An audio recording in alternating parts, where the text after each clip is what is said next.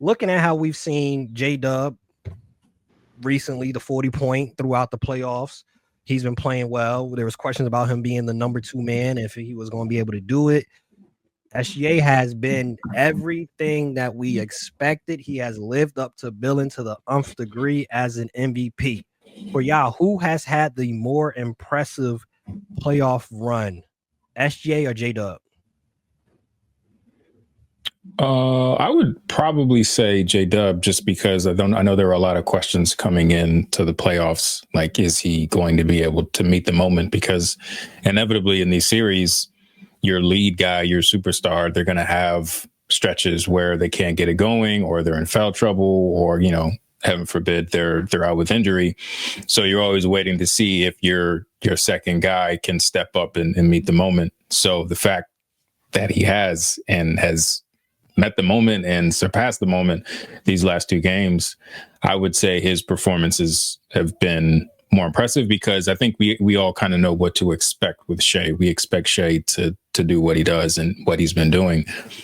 But with J Dub, there seemed to be some hesitancy from a lot of people in the basketball landscape, and they were unsure if he could, like I said, meet those moments. And I think he's answered the call, and he's been outstanding. He's been flat out so much that people are positing that he could even win the finals MVP should they pull it off on Thursday or eventually Sunday. So I feel like that makes the case for J Dub. Jarrett, same question to you. I'm gonna read this to you real quick. SGA joins Kobe, Hakeem, and MJ as the only players in NBA history with 15 or more 30-plus point games in a single postseason. Perfect transition with Rush mentioning that. I don't know how. I don't know if some way he called my wife and asked her to take a picture, but he's in my notes, because the very next question I was going to ask, who wins finals MVP? Will you give it to SGA or J Dub? I think we're going to have to give it to SGA. Just that you just said. On top of that, he is the MVP. He is the Western Conference MVP. So it would feel kind of like robbery if they didn't give him the finals MVP, even though J Dub is playing amazing basketball, showing up when the moment is the biggest. But I mean, I wouldn't be mad if J Dub gets it, but I think SGA will definitely get it. And like everybody said, we always question J Dub coming to this playoff run. Didn't really perform well last time. So seeing him go for that 40-point game was super impressive. And I'm a big fan of his. And Rush, your prediction on OKC winning it all, it's looking good right now. You've been 2 for 2 for your predictions this season. But the Pistons, the first one. and he predicted specifically in 6, if I remember correctly. Mm-hmm. So he had OKC in 6. I did say 6, yeah. So Rush is on one. Let me down on Thursday. Speaking of, right, with that, right? So SGA, J Dub, as we have mentioned, have been doing their thing. That game 5, SGA and J Dub combined in game 5, scoring and assisting on 80% of OKC's points, 103 of the 120. J Dub becomes the 5th player over the last 40 seasons with 25 plus points in 3 straight games before 25, joining Shaq in 95, D Wade in 06, KD in 2012, and Kyrie in 2016.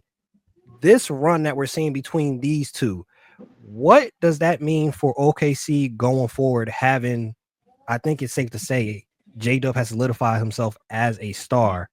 What does that mean for them going forward, having this duo as your core? And of course, we know Chet is going to be improved as well going forward.